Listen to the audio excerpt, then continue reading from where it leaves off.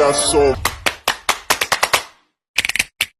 All singing low while I pop a bottle off of your chain swinging, clang clang, and it costs a lot. Bitch, I'm always at the guala, yeah, and you are not badass beat. Keep on going to you.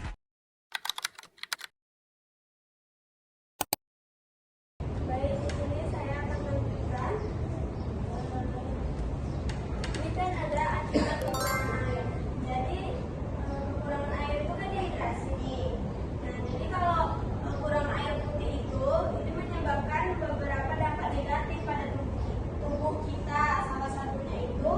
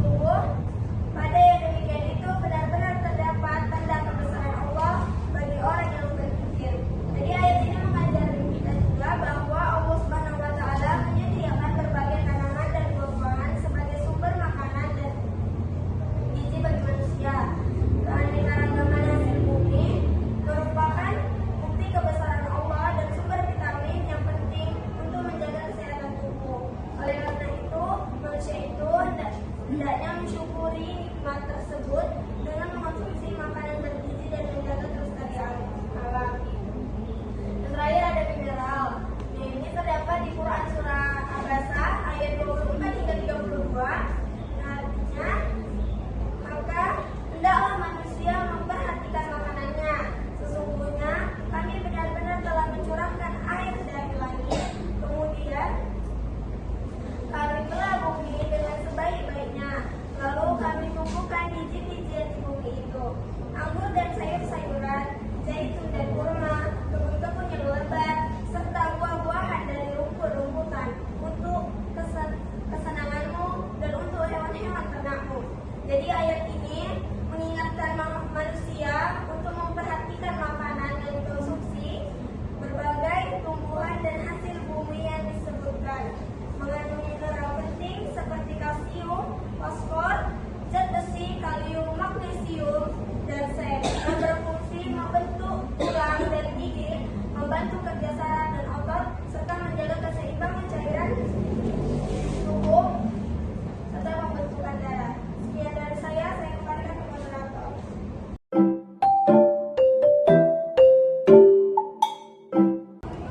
Akan dijawab oleh pertanyaan Fitri.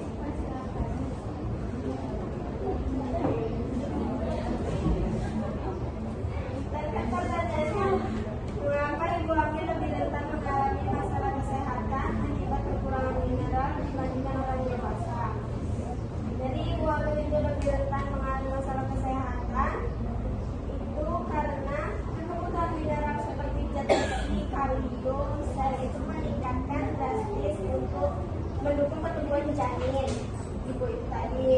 Jadi jika asupannya nggak tercukupi, janin ini mengambil mineral dari cadangan ibunya, sehingga ibunya ini mengalami bisa terus sehingga dia membuat fungsi saraf dan otot. Sementara yang orang dewasa itu memiliki kebutuhan mineral yang relatif stabil dan tidak menghadapi tekanan fisiologis sebesar kehamilan itu tadi. Dari saya jawab itu. Kalau Jadi rasa bandingannya yang dibuatkan istilahnya kan dua nyawa, tapi dalam satu nyawa ya kan. Fitri Renayani akan menjawab pertanyaan dari Rahma. Fitri bisa dipersilakan. Nah, Rahma jadinya pertanyaannya itu mengapa seseorang tetap dapat mengalami gangguan kesehatan meskipun kebutuhan energi seperti karbohidrat, lemak, protein itu terpenuhi, tetapi asupan air, vitamin, mineral itu kurang. Seseorang itu tetap bisa mengalami gangguan kesehatan meskipun kebutuhan itu tadi tercukupi.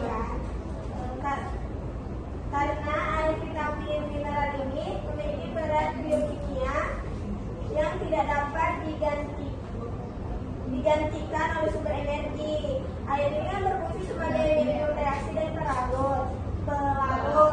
Vitamin dan mineral ini berperan sebagai kofaktor enzim, komponen hormon, serta penjaga keseimbangan elektrolit dan sistem imun. Kekurangan zat-zat tersebut mengganggu proses metabolisme, transportasi nutrisi, serta sintesis sel dan jaringan, sehingga memicu berbagai penyakit seperti dehidrasi, anemia, gangguan tulang. Walaupun asupan energi sudah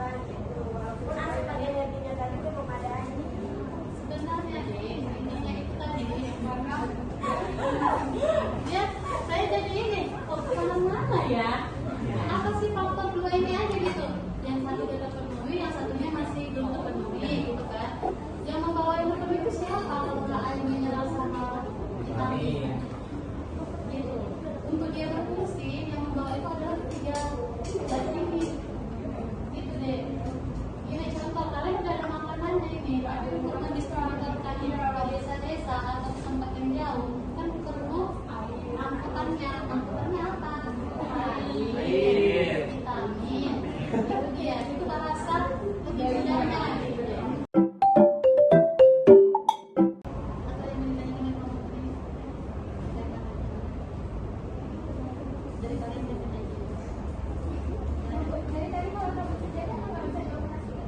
bisa beroperasi, cuma saya nggak mau karena saya masih muda gitu kan, mikirnya nanti ada lagi juga mikirnya bisa diganti suami saya gitu kan. Sampai tua ya sebenarnya ya. Cuma saya mikirnya kan jadi apa ya, gimana gitu, maksudnya apa ya, dampaknya ada nggak pengaruh dari besar saya kan khususnya seperti ini kan.